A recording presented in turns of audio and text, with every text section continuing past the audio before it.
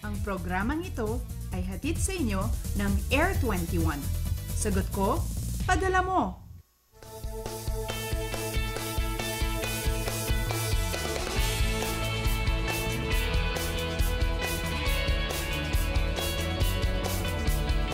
Good morning Luzon, Visayas, Mindanao. Alas 5 na po ayon sa Philippine Standard Time. At kumusta po ang gising nating lahat? I hope naka-recharge po tayo sa ating pagtulog. Pero bango na po dahil Huwebes na naman and it's time to face another day.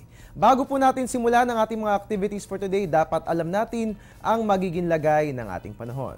Huwag po kayong mag-alala dahil yan po ang ihahatid namin sa inyo ngayong umagang ito.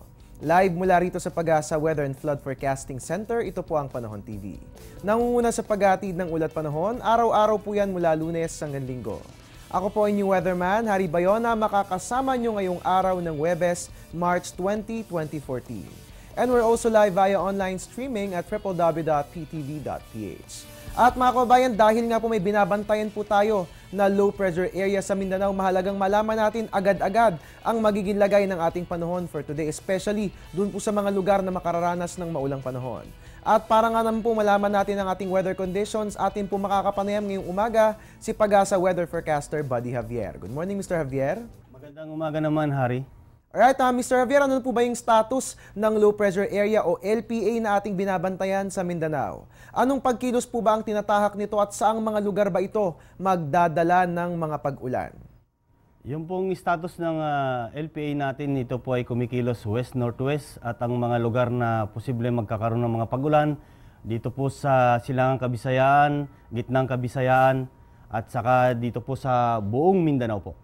Alright, Mr. Javier, nakikita po ba natin yung possibility na tatama sa kalupaan itong nabanggit na LPA?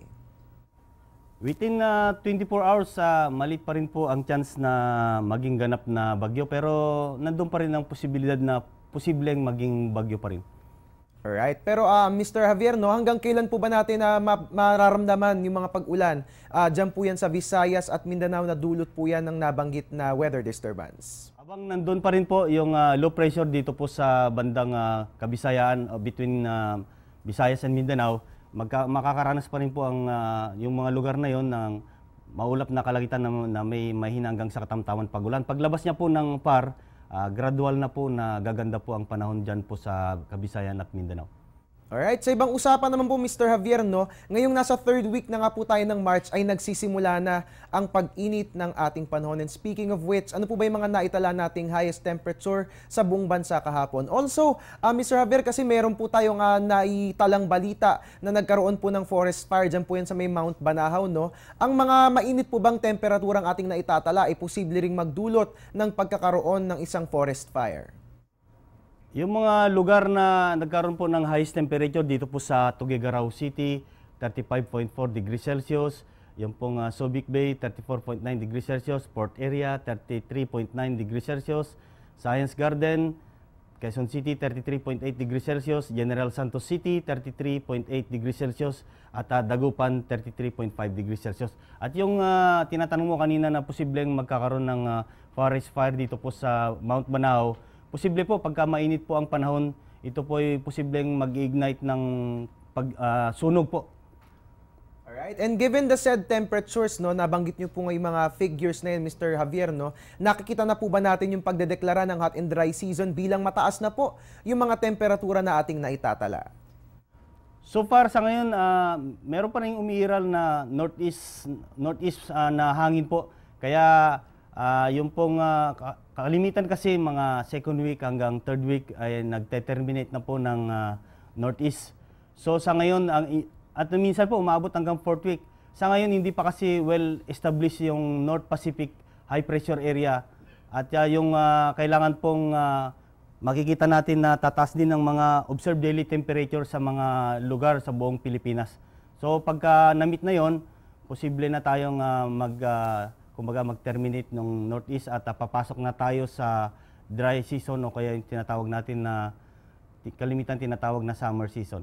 Alright, mga kabayan, huwag po tayo malilito, no? Kasi marami ang nagde-declare sa atin na dahil mainit na nga po yung ating nararamdamang panahon, pumasok na nga po tayo sa panahon ng tag-init. Pero ayon nga po kay Mr. Javier, may mga iba pa tayong bagay na tinitignan. Una, umiiral pa rin sa atin yung hangin mula sa northeast. So hindi pa po natin madedeklara na pumasok na tayo sa hot and dry season. At pangalawa, wala pa nga po yung North Pacific High na siya rin nga vital component para sa pagdedeklara ng hot and dry season. At Mr. Javier, in relation pa rin po sa mainit na panahon, sinasabi nila na kapag ganitong maalinsangan, hindi po tayo dapat nagsusuot na makakapal at black o dark colored clothes at dapat kulay puti o light colors na yari sa cotton ang ating suot.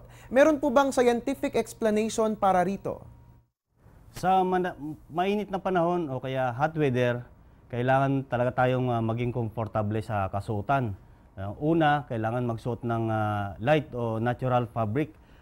Ito po ay kadahilanan na panatili na yung maginhawang ang temperatura ng ating katawan at nagsisirculate yung hangin sa ating balat. At isa pa, kailangan yung magsuot din tayo ng light colors.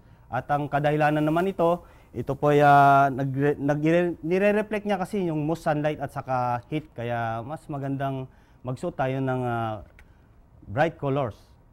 Alright, mga kabayan, narinig po natin si Mr. Javier, no? Dapat po ngayong mainit ang ating panahon, light colors ang ating isinusuot. Dapat ang tatandaan po natin sa pagdadamit, no? Pag ang itsura ng inyong damit ay mas preskong tignan, the better po yan. Wag na po tayo magsusuot ng mga makakapal na damit at ganun din yung ating mga dark colored clothes. At ngayong araw po ba, no, dahil nabanggit niyo po kanina yung northeasterly wind flow na nakakaapekto pa rin sa ating bansa, magdudulot pa rin po ba ito ng pagtataas ng gale warning o magiging safe naman na po ba yung ating mga karagatan para sa mga kabayan nating mangingisda?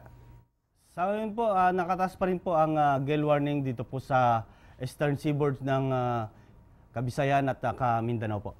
Alright, mga kabayan, narinig po natin kung saan-saang mga seaboards nakataas itong ating gale warning. So, abiso po sa ating mga kabayan mangingisda, wag po muna tayo pumalaot dahil nga po magiging mataas ang ating mga alon at para po maiwasan po natin yung mga panganib na dulot ng rough to very rough sea conditions. Bilang panghuli na lamang po ngayong umaga, Mr. Javier, no, magiging maganda po ba ang ating panahon ngayong araw ng Huwebes o magpapaulan pa rin po ba itong low pressure area? Paki-explain naman po sa amin yung nilalaman ng 5 AM weather forecast ng Pag-asa at ganun din po, no, ilakip nyo na rin po yung inyong mga bilin para sa ating mga kabayan, especially doon sa mga matatamaan nitong nabanggit na weather disturbance. Sa ngayon po, yung pong low pressure area natin as of 4 AM, nasa 270 east of Hinatuan City, Surigao del Sur. At dahil dito sa low pressure na ito, ang silangan at gitnang Kabisayan at ang buong Mindanao ay makararanas ng maulap na kalangitan na may mahina hanggang sa katamtaman pagulan at pagkulog pagkidlat.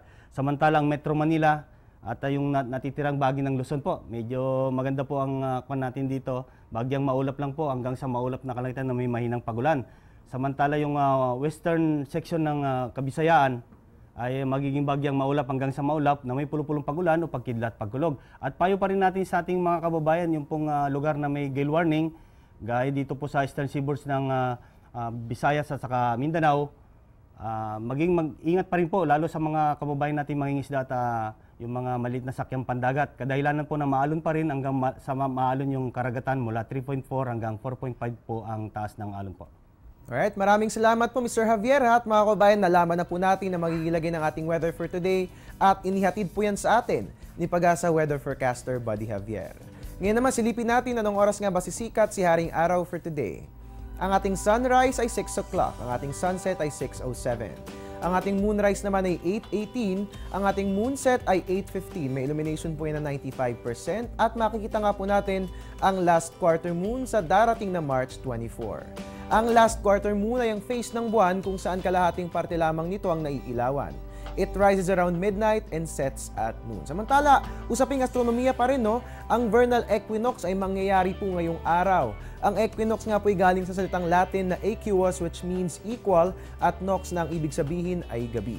Nangyayari po ang equinox, no, kapag nag-cross ang araw sa celestial equator. Ang imaginary line sa langit sa taas ng equator, mula po yan sa north papunta sa south. And as a result, masahaba na ang araw kaysa gabi dito sa ating bansa. Symbolic po ang equinox dahil ito ay nagsisilbing hudyat sa panahon ng tagsibol sa Northern Hemisphere at dito naman sa atin, ito ang nagsisilbing prelude sa panahon ng tag-init. Para naman po sa ating tidal predictions along Manila Bay natin sa atin ng NAMRIA, ang ating high tide ay 12:09 or rather 12:39, may taas po na 0.60 meter, habang ang ating low tide naman ay 5:42, may taas po na 0.25 meter. At mga kabayan, sa ating pagbabalik, dahil nalaman po natin na nakakaapekto pa rin po sa atin itong northeasterly surface wind flow, mahalagang malaman kung magiging mataas na nga ba ang ating mga temperatura o may mga lugar pa rin bang makararanas ng malamig na panahon. Alamin po natin ang temperature forecast ng Pag-asa sa pagbabalik ng Panahon TV.